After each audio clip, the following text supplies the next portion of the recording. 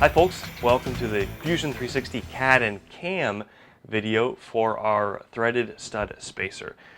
So this is one of the weirdest things to me about Fusion 360 is you do everything in the same file, and it's very weird for me.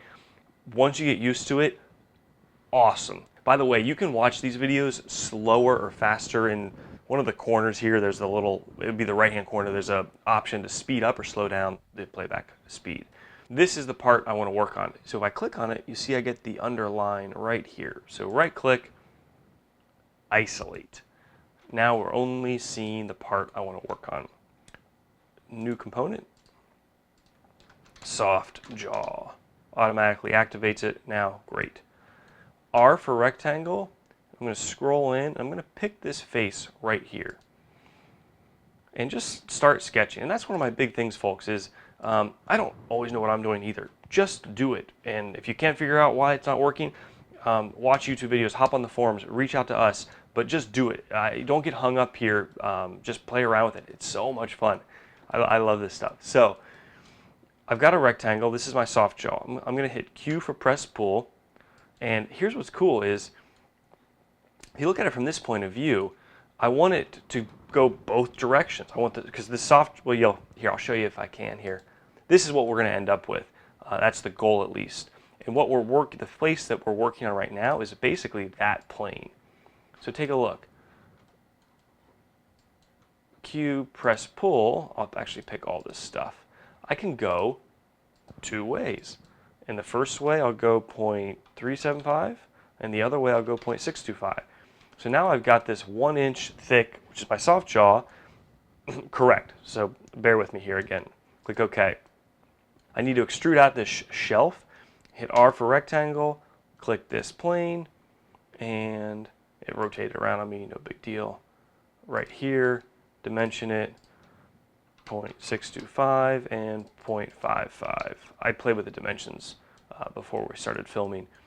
Now, there's a glitch in Fusion, which is that I think it's a glitch, if I extrude this, it's going to actually delete part of my threaded pin. That's another component. Nothing I'm doing in this component should affect the other component in terms of like cutting through it. So I think if I just turn it off and click OK and turn it back on, yeah, it didn't delete it. So I made them aware of that. I assume it's, again, a glitch. Now, I didn't dimension my rectangle correctly. It would help. 6 by 2. And while we're in here, I want to locate the soft jaw relative to the first hole position, which is this one right here. So hit D and click here and here, 0.25, and click here, oops, here and here, 0.3. Stop sketch. Cool. Well, now my extrude here didn't go deep enough. There we go. Awesome. We're almost there. I want to extrude along this face. So I'm going to hit C for circle, click this face, and great example here where it's not giving me a natural snap to. Part of that's because we haven't projected the sketch geometry onto it, and I actually don't even want to if I don't have to. So let's just sketch a 0.375 circle, click concentric, and let's see if we can snap it to place. Awesome. And that turned purple, which means it's linked geometry. Click Q, and if I turn, I'm a big fan of just turning stuff off. I don't want to, if I click and hold down, you can toggle through the various faces, but I think that's clunky. Just turn the damn thing off, Q, and negative 0.125. Perfect. Turn your pin back on, and you can see that's what I wanted. I also want to extrude. The idea here is by having this shelf and having these little semicircle divots, is you can hopefully, knock on wood, lay 10 of them on the soft jaw and then close your vise. We'll talk here in a minute about the pros and cons of this whole process and the debate of cutting them into chunks and then tapping them versus doing them the opposite, drilling and tapping a long piece of rod and then doing the lathe work. So C for circle, click on this plane. I know that this is, ooh, that doesn't look right. That's supposed to be, I thought I dimensioned that correctly. Let me take a look here. Aha, that's supposed to be 0.525. There we go.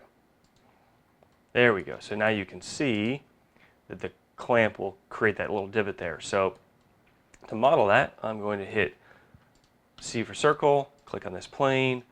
I know, again, I don't get a snap to, so just create a 0.5 inch circle over here, concentric, and now I can hit Q for, again, turn my thread pin off. I can hit Q for press pull and click that, and here I'll change the distance to 2 and just click that plane and it gives me a cut. Now I've got my divot for those. I think I'm good. I can now,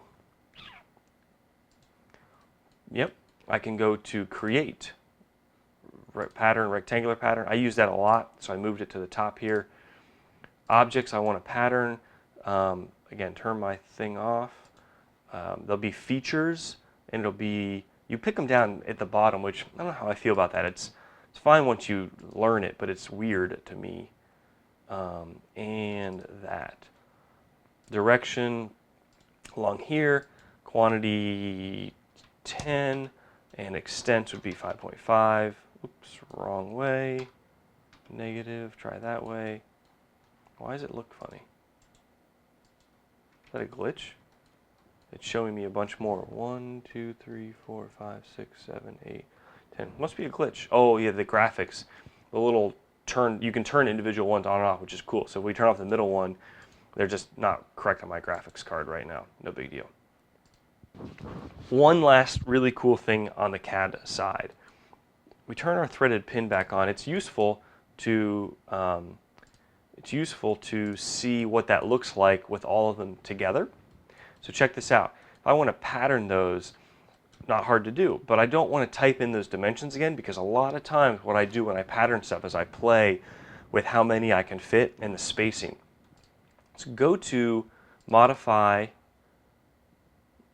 change parameters, and under the soft jaw, take a look at the R pattern. Expand that and you can see dimension 308, I'm going to write that down, low, it's case sensitive by the way, is the 10, and D310 is the 5.5. So I can actually rename these. Let's just do that. Num pins and distance pins. Now, let's go back up and activate the whole thing. That way both of these are not grayed out. Do a rectangular pattern. Objects, this time I'm going to change it to components. You should be able to pick that. Oh, did that work now? I think so. Directions this way. Quantity, num pins, distance, pin distance. I already forget what I typed in. Objects will be this guy, direction here, quantity, num pins, distance, negative distance pins. I love it. Now I don't have to, it's all linked together, so I can change the number of them back here. Let's say, for example, I only wanted to do 6. It spaces them out evenly, and it updates. Amazing. Hey, can we fit 11? Let's try it. So we probably could. Why not? Let's try to fit 11. Okay, that's a wrap for the CAD video. We'll do a second video here on the CAM and toolpaths.